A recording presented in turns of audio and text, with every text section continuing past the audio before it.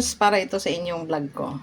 Kasi may nakita ako na nakaraan, merong babaeng naghiwa ng isda, hindi siya marunong. Nagka, sira-sirang isda niya. So, ito ay turo lang dito sa akin ng mangingisda. Ganito ang gawin nyo. Kita nyo? Di ba buo siya? Ganyan dapat. Sa ulo umpisa. Pag ganun. O, di ba? Hindi siya durog. Kita nyo, hindi siya durog. Ganito.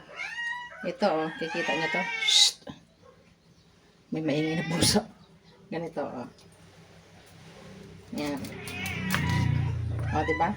Easy peasy. Easy peachy. Easy peasy. Peachy. Joke. So, pakita ko naman sa malaki ha. Para ma-convince talaga kayo. Shout out sa mga girls dyan na naninibago sa paghiwa ng isda. Ito, ganito lang. O, diba buo siya? Ang nagturo lang sa akin ito ay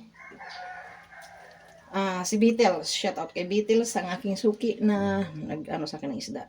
Sa tiyan, dito. Yan. O, diba? Hindi siya sira. Buo siya. So, alam nyo na ang gagawin nyo. Ayan. Sa tiyan. Sa tiyan, inumpisahan ang paghiwa. Tiyan ang isda. Ganyan, o. O, diba? Buong buo siya.